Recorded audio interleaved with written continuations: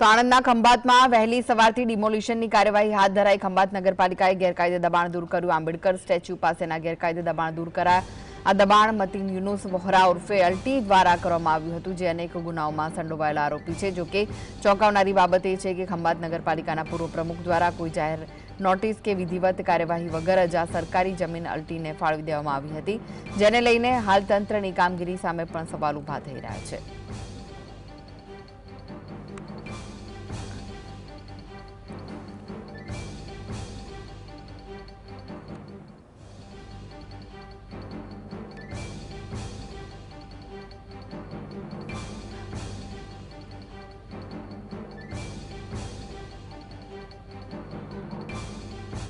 તો આ વિશે વધુ માહિતી માટે જોડાઈ ગયા છે સંવાદદાતા રૂપેશ। રૂપેશ, આણંદના ખંભાતમાં વહેલી સવારથી ડિમોલિશનની કાર્યવાહી હાથ ધરાઈ, શું વિગતો મળી રહી છે?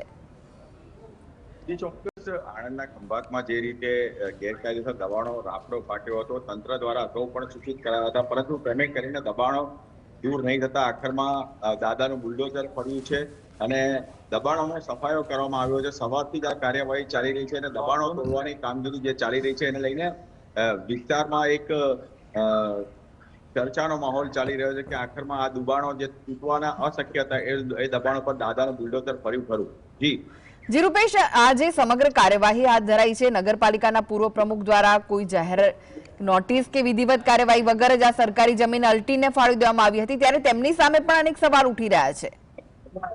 બિલકુલ આપની વાત સાચી છે કે જે પ્રમાણે જમીન ફાળવી દેવામાં આવી, જગ્યા ફાળવી દેવામાં આવી, એ કોના ઈશારે પર્ટિક્યુલર આ જ વ્યક્તિને કેમ ફાળવવામાં આવી, કોઈ પ્રકારની જાહેરાત કેમ ના કરાઈ, આ બંધ બારણે પૂર્વ પ્રમુખે કારસો રચ્યો હોવાની વાત છે। એટલે એને લઈને પણ એક ચર્ચાએ જોર પકડ્યું છે કે આખરમાં એવી તો શું લાગણી આ ઈસમ પ્રત્યે હતી કે એને આટલી બધી જમીન થમાવી દેવામાં આવી ને કોઈને ખબર જ ના પડી, અને જ્યારે ખબર પડી ત્યારે તો દુકાનો ને દબાણો બની ગયા હતા।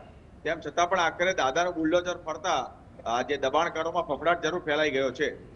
જી રૂપેશ, તેમના વિરુદ્ધ શું કોઈ કાર્યવાહી હાથ ધરાશે ખરી, કોઈ તપાસ કરાશે ખરી?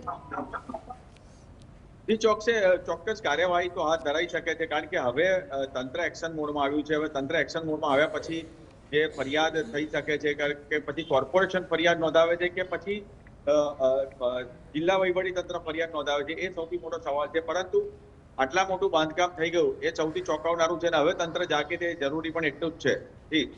જી, આભાર રૂપેશ માહિતી આપવા માટે।